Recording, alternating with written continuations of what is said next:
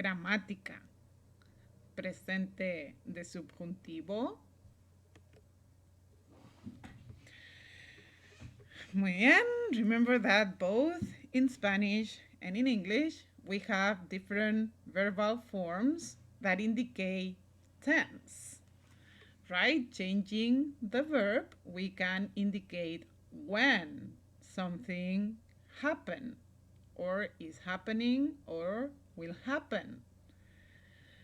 Well, we also have mood to indicate changes in verbs, but it is not related to tense. It is related to the attitude of the speaker toward what is being said. So we have three main moods, right? We have already seen the indicative mood, the regular verbs we usually use. And we use them to talk about real or certain things. It's wrong. It should say certain instead of uncertain. We have seen the imperative mood, right? And it's the way that we give commands. We want someone to do something. And then we have the subjunctive mood, which is unreal or uncertain. In English, there are only a few remnants of the subjunctive mood. Okay, think about these two sentences. The law requires that you be 18 years old to vote.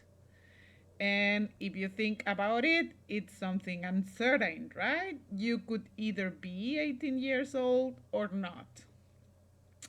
And then if you have seen the movie of The Fiddler on the Roof, if I were a rich man, I wouldn't have to work hard, right? That's an unreal situation. So for the present tense of the subjunctive, for regular verbs, we're going to think about usted and ustedes commands.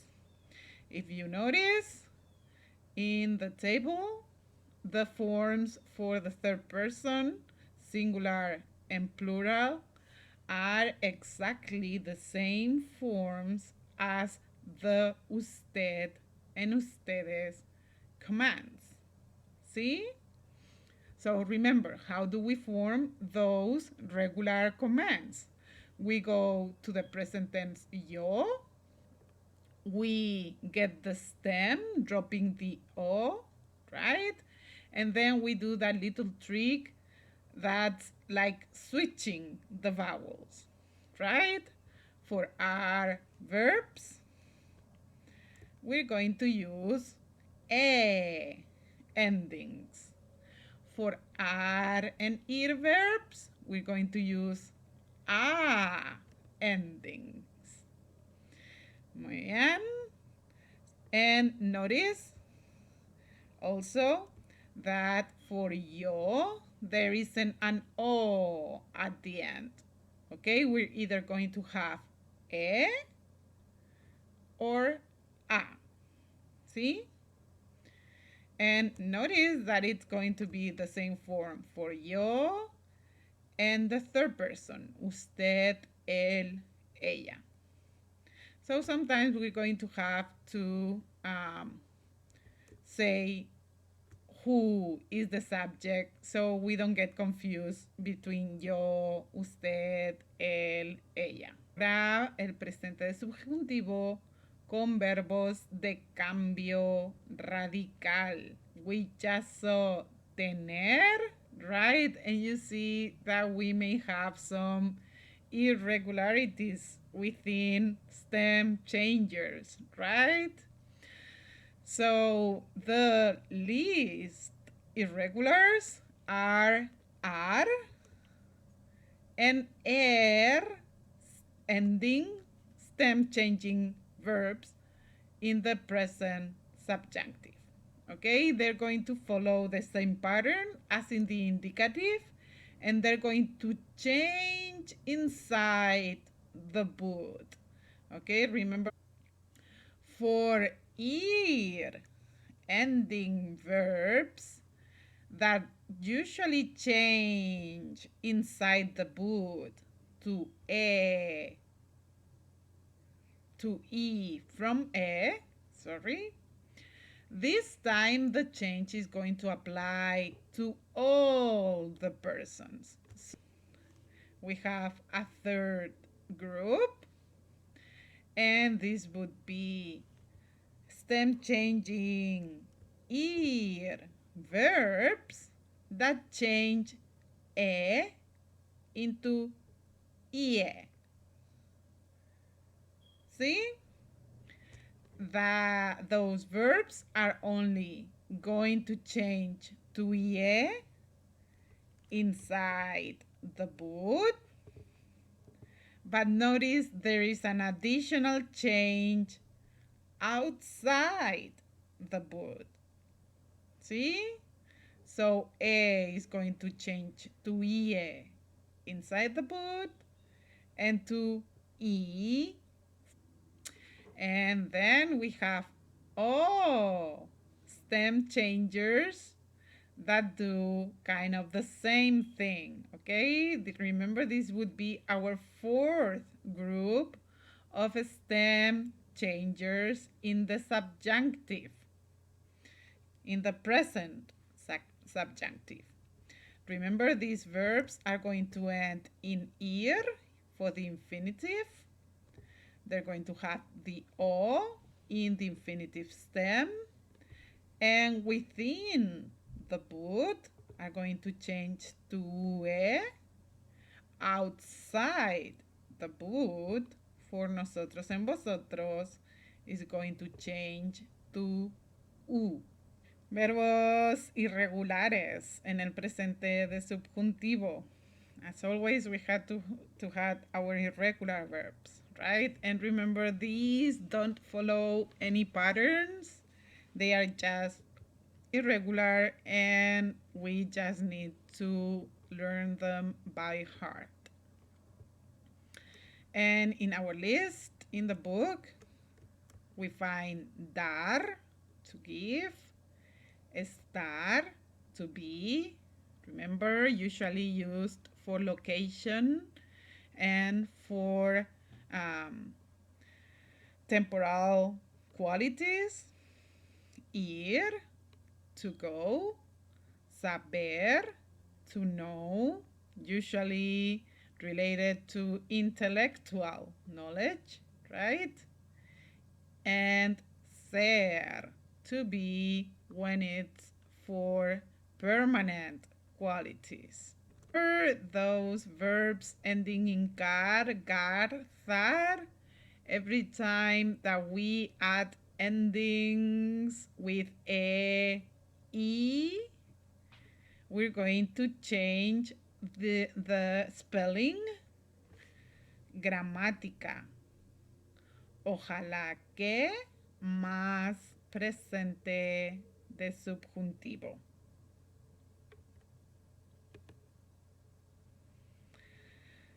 So this is what we're going to be working with during live class. Ojalá que. That's an expression, and it's followed by the subjunctive. In this case, we're going to be working with the present. And it expresses a hope or a wish. And notice we can translate it depending on the context as something like I sure hope, I sure wish, I pray. And because of the origin of the word, we may even think about may God will that, God willing. And in some contexts, when there is more of hope than of wish, we could also translate it as if only. And the origin in Spanish, notice the pronunciation of this, lo shala, it sounds kind of Arabic, right? And it's because it comes from the Arabic. Notice the ending, Allah. That's the word they use for God, right? Let's take a look at some examples. So we have already learned to conjugate the subjunctive in the present, see? And we're going to compare the indicative, the present, with the present in the subjunctive, see?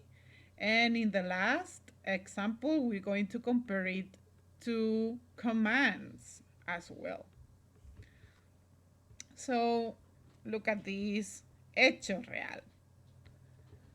It's a real fact. Okay, this is something that's happening. Mi hermana tiene un premio de cine. My sister has a movie prize. And this is our hope. Esperanza. That's what this word means. Esperanza, hope. Ojalá que mi hermana tenga un premio de cine.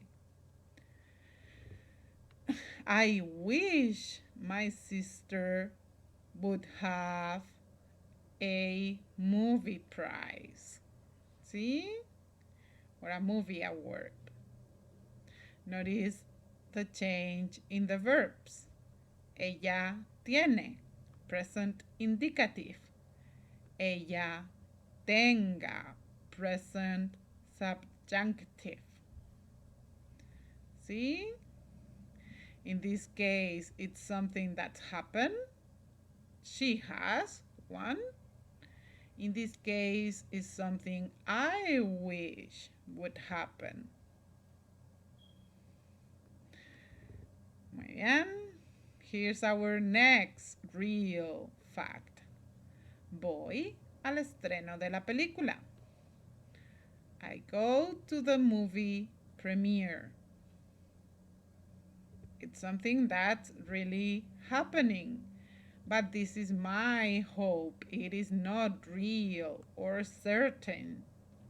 Ojalá que yo vaya al estreno. I wish I would go to the premiere. See? Notice the verb voy. And here we don't need to add the subject, right? Because it's always going to be yo. Second one, subjunctive, vaya. And this time we can add the subject, yo, because if not, we don't know if the subject is él, ella, usted. Remember, they share the same form for the subjunctive. So to avoid confusion, we can just add the subject pronoun. And our third example, we're going to start with a command. ¿Sí? Empiecen a filmar ustedes. You're talking to a group and you're telling them to begin to film. ¿Sí? Now, this is what's really happening. Ustedes empiezan a filmar. You all start to film. And now we're going to see the hope. Ojalá que ustedes empiecen a filmar. I wish you would start to film.